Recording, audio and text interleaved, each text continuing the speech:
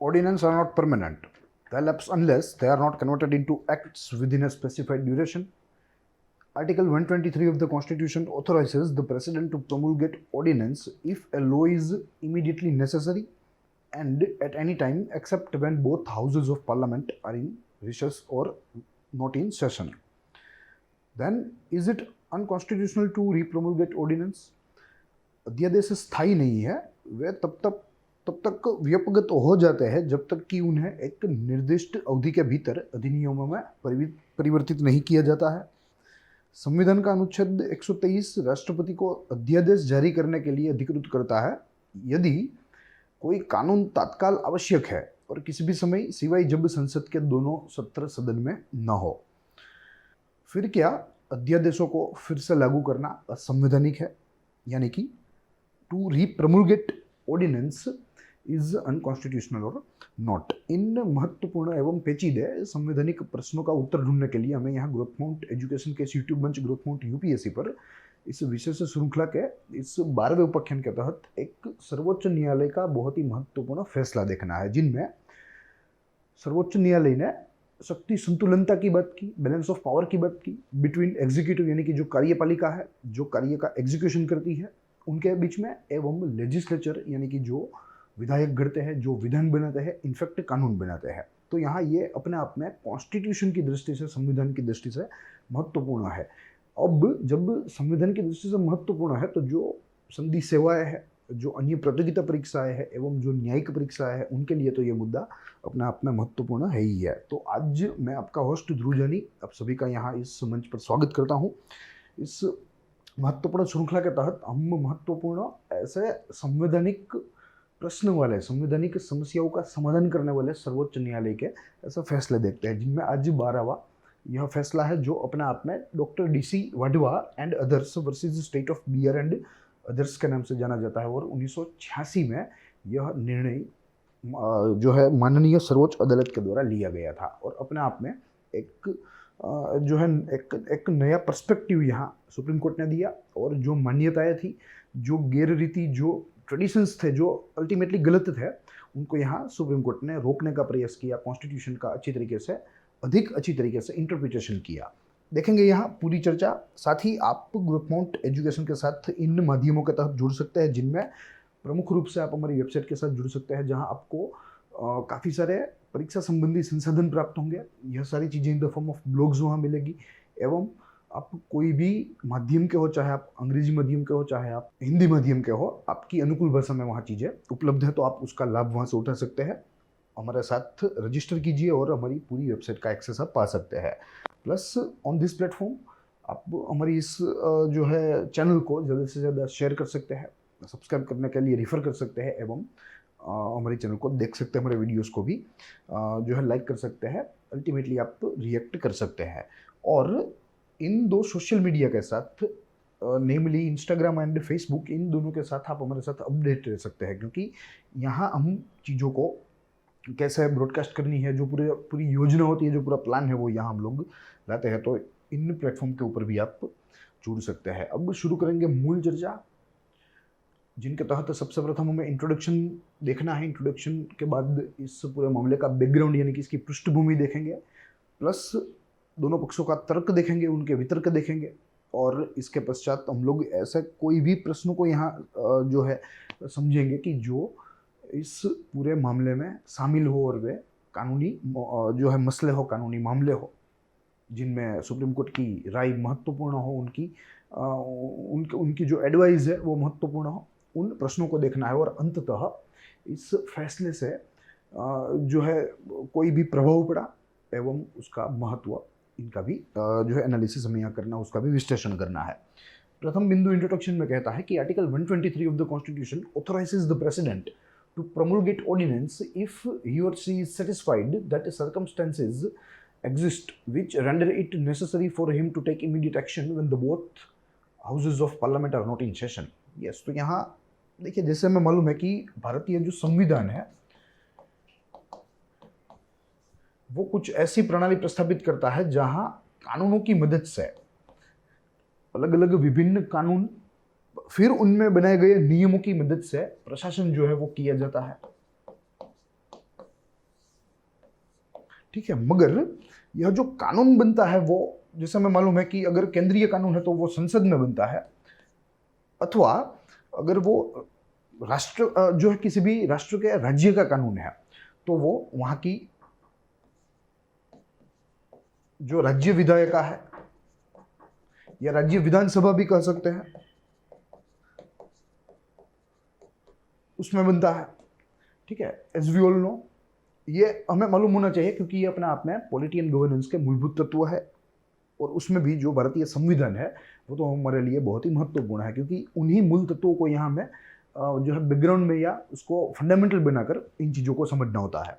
तो कुछ इस तरीके की व्यवस्था है कि भाई जो प्रशासन है वो कानूनों की मदद से चलेगा। सरकार पहले कानून बनाएगी, फिर उस कानून को अमलीकरण करने के लिए, उस कानून का कार्यान्वयन करने के लिए जो है अपनी पूरी जो मशीनरी है वो लगाएगी। मगर यहाँ जो कानून बनता है वो केंद्र के स्तर पर संसद में बनता है, एवं जो राज्य है तो राज्यों में राज्यों की जो विधायिकाएं होती है, चाहे उसमें विधानसभा हो प्लस विधान परिषद भी क्यों ना हो, तो उनकी बदौलत बनता है।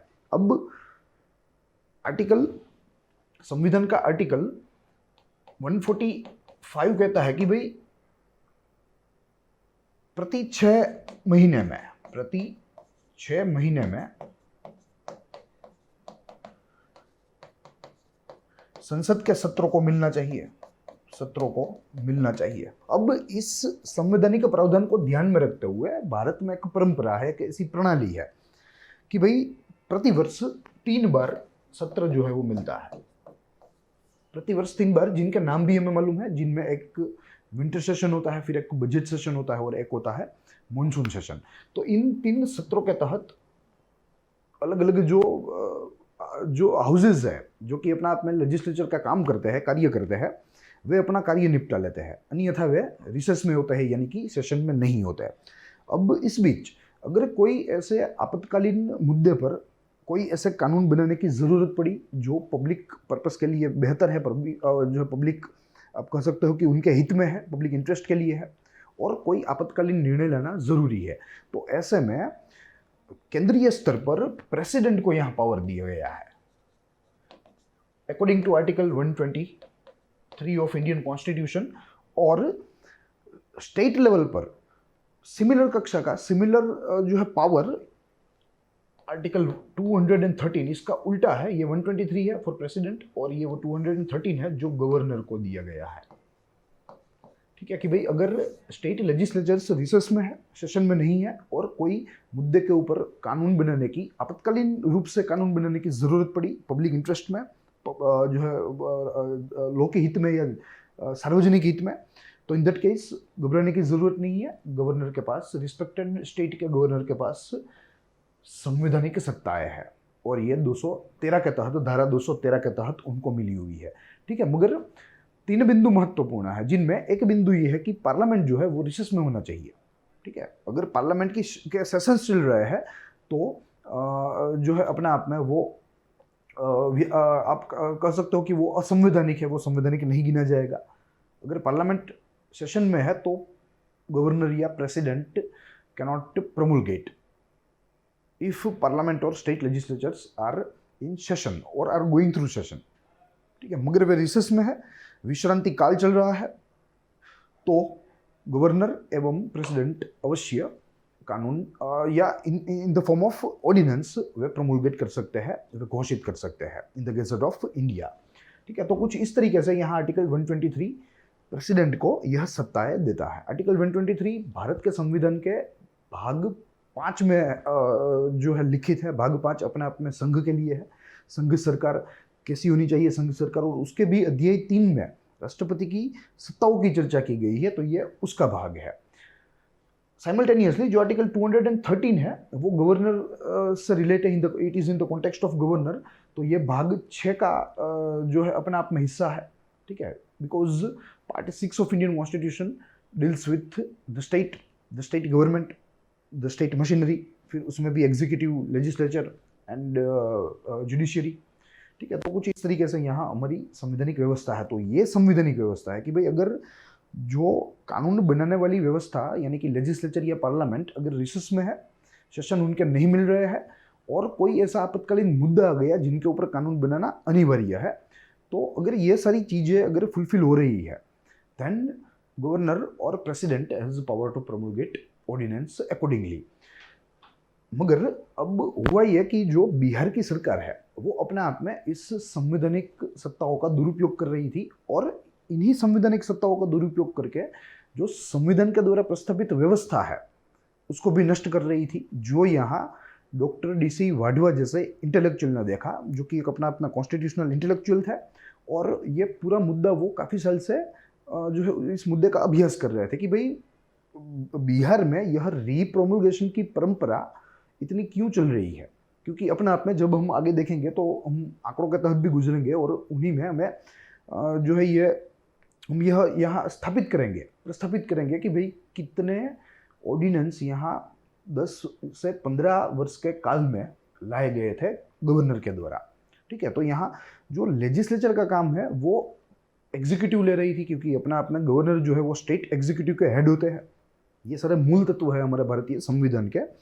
तो अकॉर्डिंग टू दैट स्टेट के एग्जीक्यूटिव हेड इज गवर्नर। तो यहाँ गवर्नर अपने आप में स्टेट लेजिस्लेचर के पावर्स जो होते हैं जो है कानून बनाने के लिए, इधर अधिनियम बनाने के लिए, वो अपने हाथ में ले रहे हैं in the form of ordinance, और वे जो है राज्य की प्रजा के ऊपर, राज्य के प्रशासन के ऊपर लाग रहे हैं। तो दिस वाज द केस, और इस तरीके से यहाँ DC वाधवन अपना आप में याचिकाकर्ता बने, पिटिशनर बने, और उन्होंने जुडिशरी का यानी कि न्यायपालिका का दरवाजा खटखटाया। अब दूसरा बिंदु यहाँ कहता है कि under article 213 similar power was granted to the governor of the state. Yes, तो वो हमने देखा। फिर but how many times an ordinance can be repromulgated. Yes, मगर ये कोई स्पष्ट नहीं था कि भाई ठीक है एक बार अध्यादेश लाए, नो प्रॉब्लम, फिर अध्यादेश का यहाँ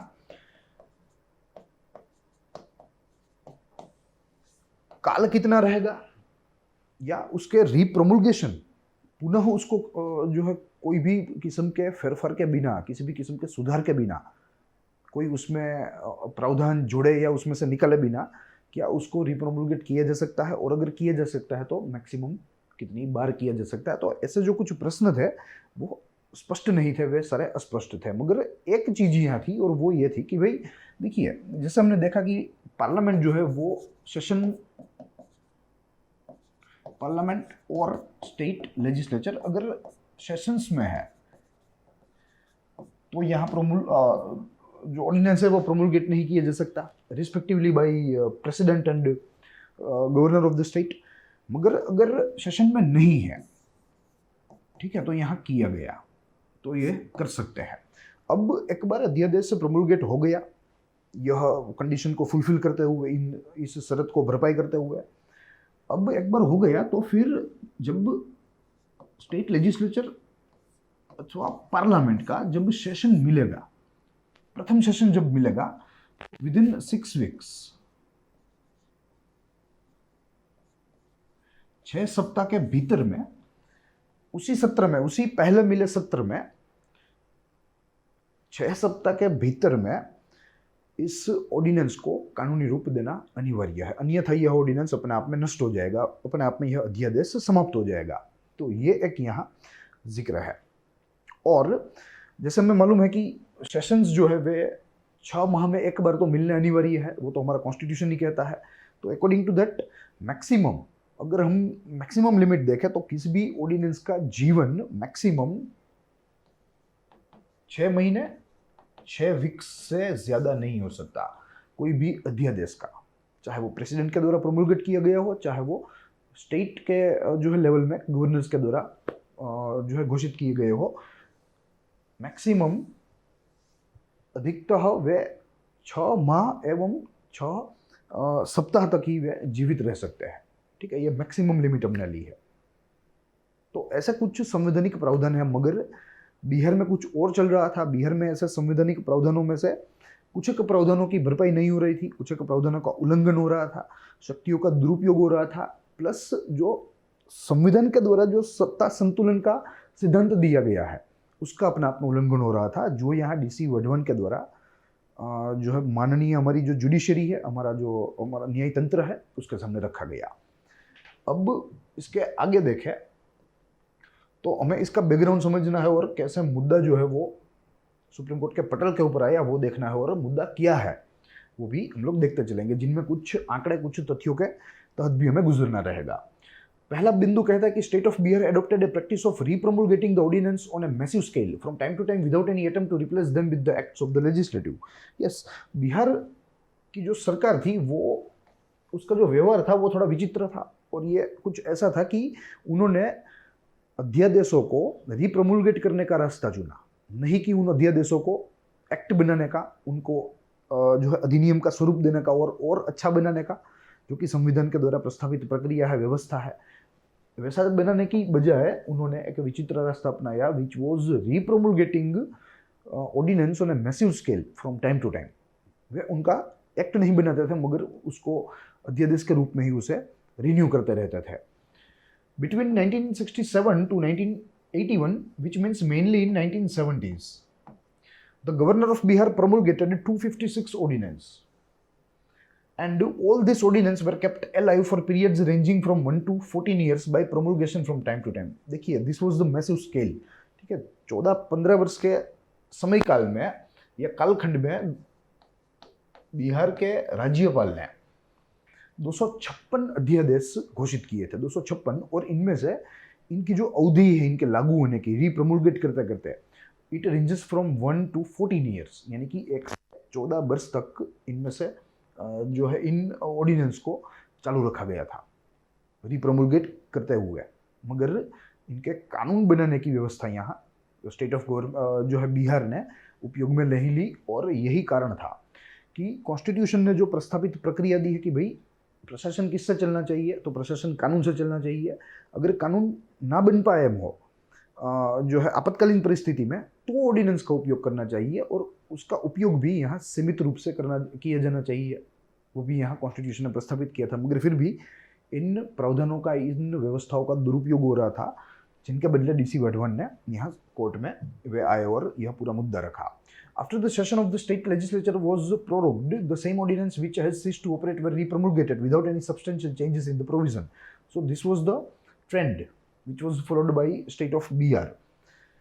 और तब बिहार में कांग्रेस की ही सरकार थी। देखिए, जब जैसे दिल्ली में परिवर्तन हुआ, सबसे प्रथम बार बिन कांग्रेसी सरकार बनी केंद्र सरकार में, केंद्र में, और जैसे जनता पक्ष आया 1977 में, वैसे ही बिहार में भी ठीक उसी साल सत्ता परिवर्तन हुआ, उसी साल बिहार में भी कांग्रेस हट गई और जनता पक्ष आ गई। तो दोनों की जो है, दोनों की सरकारों की यह जो है बात है, दोनों की सरकारों ने यही सिलसिला जारी रखा था। Doctor DC Wadhwa, a professor of economics in Gokhale institute of politics and economics, Pune, challenge the validity of the practice. Yes, वे एक अध्यापक थे और कॉन्स्टिट्यूशनल इंटेलेक्चुअल थे, और उन्होंने जो है अपने आप में इस पूरे मुद्दे का अभ्यास किया था कि भाई यह स्टेट ऑफ बिहार जो है वो क्यों ऐसा ट्रेंड फॉलो कर रहा है, क्यों रीप्रomulgate कर रहा है, क्यों इन ऑर्डिनेंस को, अगर ये ज़रूरी है ही इतने, तो क्यों उनको कानून में तब्दील नहीं करता आई मीन, ठीक है। तो इस मुद्दे के साथ वे कोर्ट के पास गए थे। He was interested in the preservation and promotion of constitutional functioning of administration in the country. Yes, उनकी रुचि ये थी कि भाई भारत में जो संविधान ने जो कल्पना की है, संविधान ने जो व्यवस्था दी है, जो सिद्धांत दी है, जो अवधारणाएं दी है, उनका पालन अच्छी तरीके से होना चाहिए। तो वे उनकी रुचि थी, और यहाँ वे देख रहे थे कि यह नहीं हो रहा है। Doctor Wadhwa carried out a thorough and detailed research in the matter of repromulgation of ordinance by the governor of Bihar from time to time. He filed a writ petition.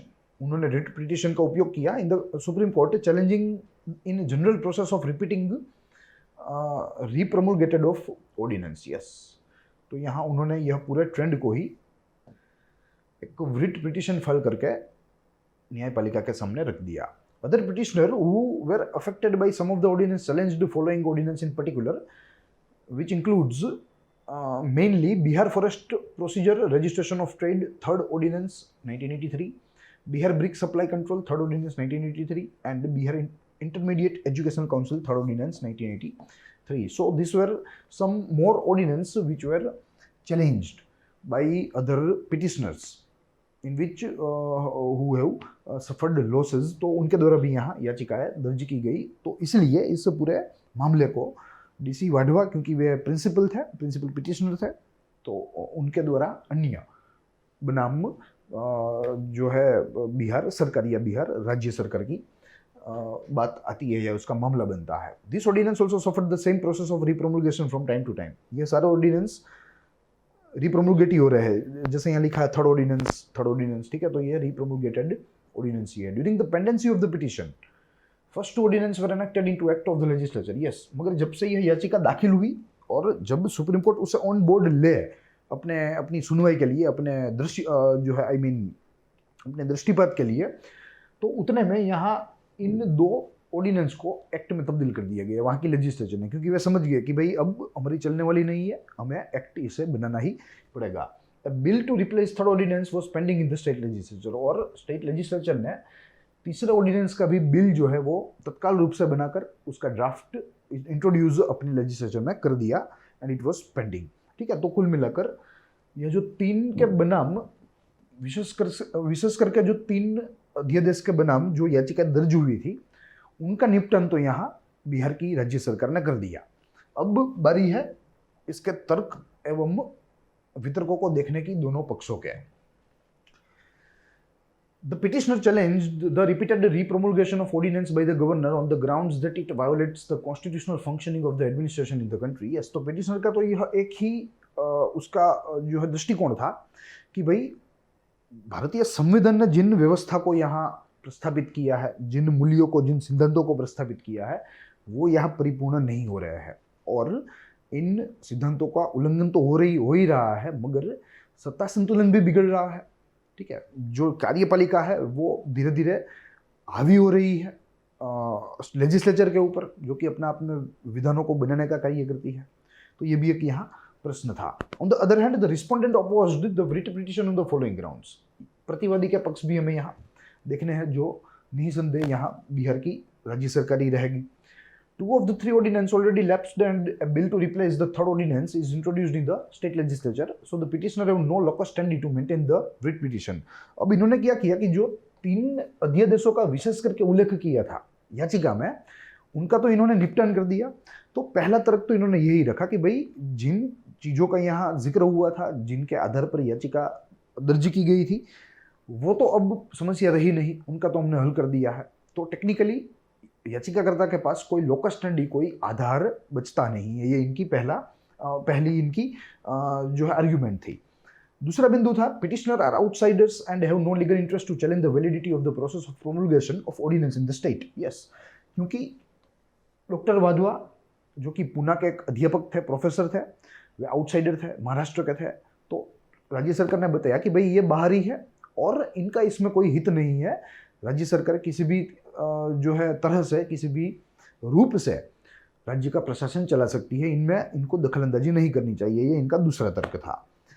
तीसरा तर्क उन्होंने दिया कि the question raised before the court is academic in nature and should be adjudicated upon by the court.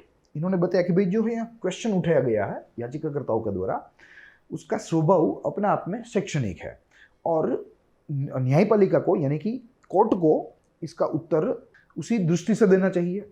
ये इनका चौथा तर्क रहा, तीसरा तर्क रहा, I am sorry. And lastly the court is not entitled to examine whether the conditions precedented for the exercise of the power of governor under article 213 exist or not for the purpose of determining the validity of an ordinance. और यहाँ राज्य सरकार ने न्यायपालिका की क्षमता को भी प्रश्न किया कि भाई यहाँ ऑर्डिनेंस जो है वो क्यों घोषित किए गए, क्यों प्रमोलगेट किए गए गवर्नर के द्वारा, किन परिस्थितियों में गवर्नर ने यह प्रमोलगेट करने का फैसला लिया।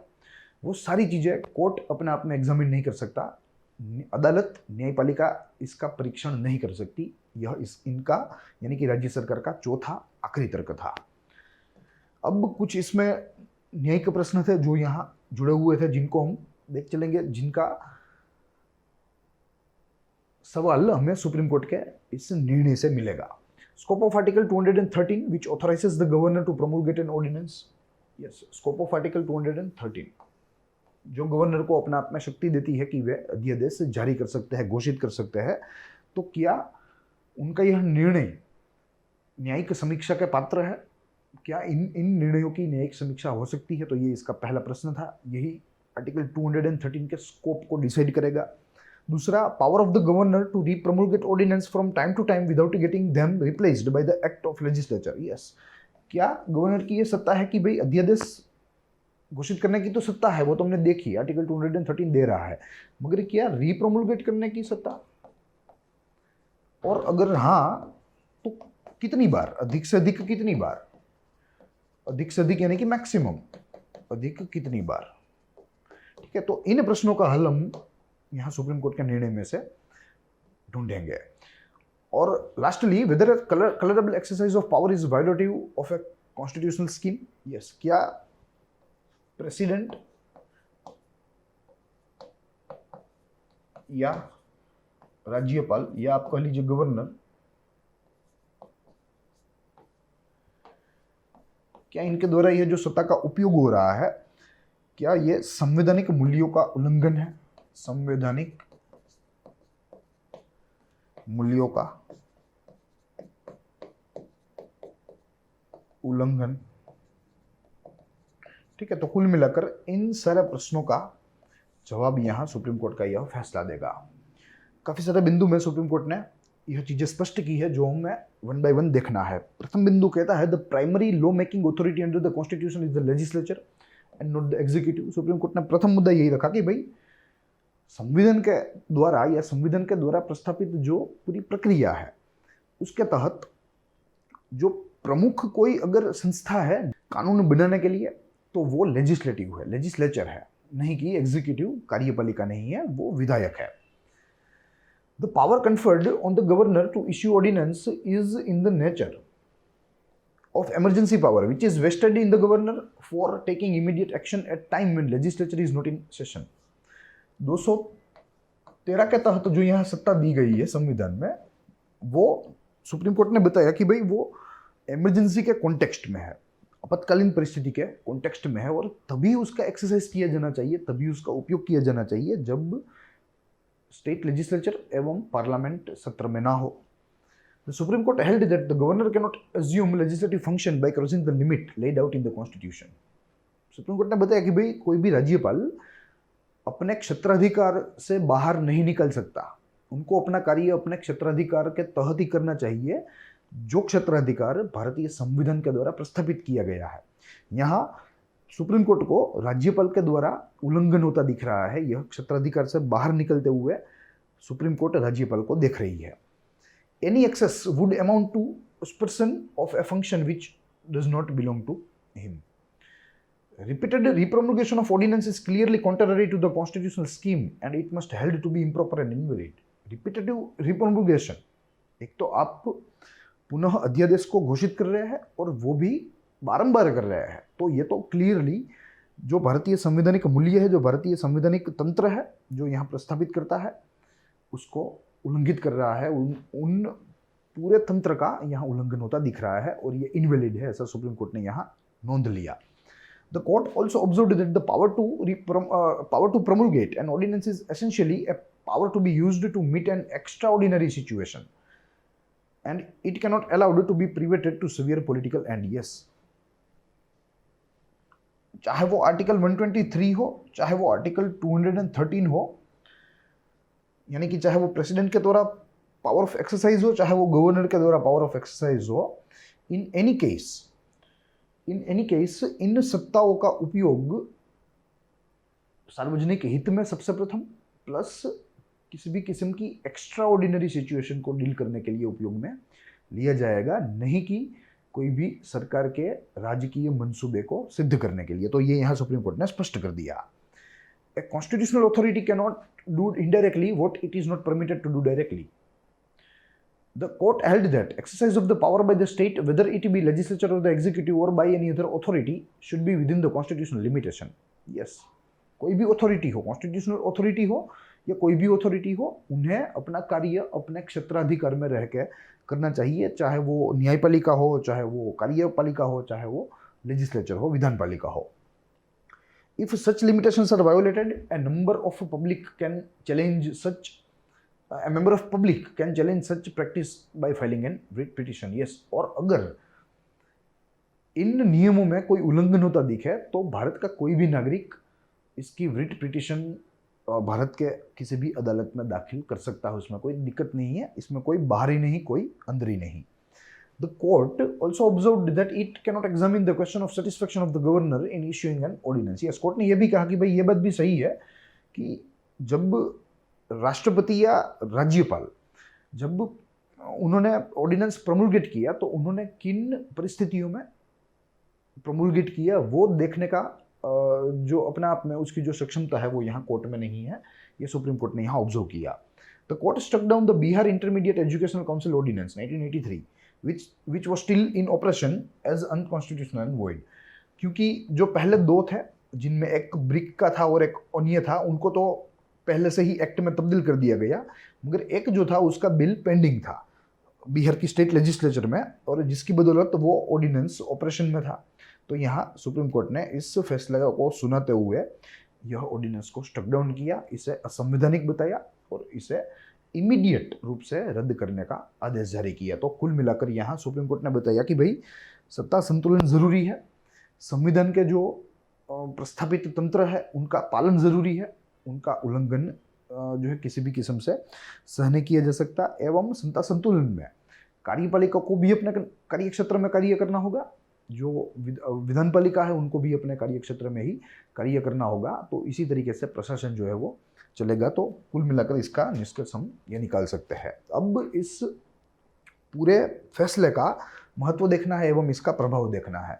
शुरू महत्व से करेंगे. 3 बिंदु है. प्रथम बिंदु कहता है primary authority to enact legislation is the legislature. Yes, primary authority to enact legislation is legislature, ना कि गवर्नर, ना कि एग्जीक्यूटिव.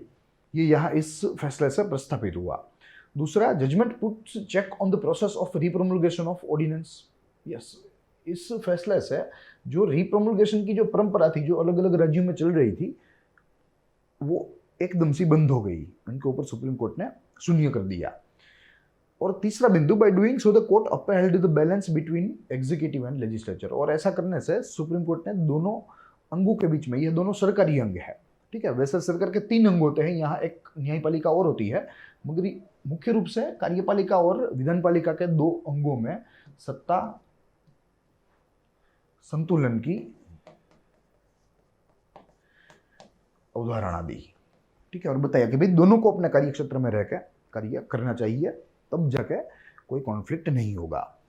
रही बात इसके इम्पैक्ट की, तो पहला बिंदु कहता है कि Wadhwa case came before Supreme Court in 1986. Interestingly, before 1986, central government had never repromulgated ordinance. Yes, ये एक यहाँ आश्चर्य है कि भाई 1986 में, यानी कि स्वतंत्रता के काफ़ी साल बाद यह मुद्दा सुप्रीम कोर्ट के पटल पर आया, मगर यहाँ सद्भाग्यपूर्ण जो बात है वो ये है कि सेंट्रल गवर्नमेंट के द्वारा कोई भी ऑर्डिनेंस कोई भी बार रिप्रोमुलगेट नहीं किया गया था, यानी कि यह पूरा का पूरा मुद्दा बिहार की राज्य सरकार का ही था. सेंटर के द्वारा कोई रिप्रोमुलगेशन किया ही नहीं था उन्होंने कभी भी, तो वे यहाँ बच गए हैं. ये एक आश्चर्य की बात है मगर फैक्ट है. दूसरा, even after the Wadhwa judgment the governments are restoring to promulgate and repromulgation of ordinance. फिर भी यहाँ सुप्रीम कोर्ट के ऐसे तीखे आदेश के बाद भी, एक स्पष्ट तीखे आदेश के बाद भी यहाँ राज्य सरकारों के द्वारा ऑर्डिनेंस के रिप्रोमुलगेशन की जो पूरी परंपरा है वो जो है जारी है, और इन परंपरा से वे अपने पॉलिटिकल जो एस्पिरेशंस है वो अचीव कर रहे हैं. और तीसरा बिंदु यह है कि it is opined that the era of coalition of politics the Wadhwa judgment has encouraged rather than prohibited repromulgation and incentivised shorter and parliamentary sessions. Yes, यहाँ ये भी कहा गया कि भाई वाधवन केस से जो फायदा होने वाला था वो तो हुआ कि नहीं वो मालूम नहीं है, इट कैनॉट बी जो है कैलकुलेटेड, मगर यहाँ नुकसान बहुत ही हुआ. और ये नुकसान ऐसा है कि रिप्रोमुलगेशन की जो पूरी प्रक्रिया है वो और तेज बनी है, एवं पार्लियामेंट्री सेशन जो है वे छोटे हो गए हैं, क्योंकि जब तक पार्लियामेंट सेशन में रहेगा तब तक ऑर्डिनेंस जो है वो प्रोमुलगेट नहीं होगा. तो सेशंस छोटे हो गए हैं, जिनकी बदौलत जो ज़्यादा वक्त है पूरे वर्ष का वो विश्रांति काल में जाता है, वो रिसेस में जाता है, जिनमें प्रोमुलगेट ऑर्डिनेंस को करना बहुत ही आसान है. तो ये कुछ इसके इम्प्लीकेशन यहाँ जो है इस फैसले के भारतीय व्यवस्था के ऊपर, राज्य व्यवस्था के ऊपर पड़े हैं. तो यही सारी चीज़ें थी जो मैं यहाँ आज देखनी थी. I hope you enjoy the lecture. आपने काफ़ी सारी चीज़ें सीखी होगी, यहाँ से समझी होगी, मैं ऐसा ऐसी आशा करता हूँ। हम लोग मिलेंगे इसी श्रृंखला के एक और उपाख्यान के साथ, एक और उसमें सर्वोच्च न्यायालय के महत्वपूर्ण फैसले के साथ, जिनमें अन्य संवैधानिक प्रश्नों को देखेंगे, उनकी समस्या को ढूंढने का प्रयास करेंगे। साथ ही आप हमारे इस चैनल को ज़्यादा से ज़्यादा लाइक, शेयर और सब्सक्राइब करना ना भूलें। मिलेंगे, तब तक के लिए दीजिए इजाज़त। देखते रहिए ग्रोथ पॉइंट यूपीएससी। जय हिंद।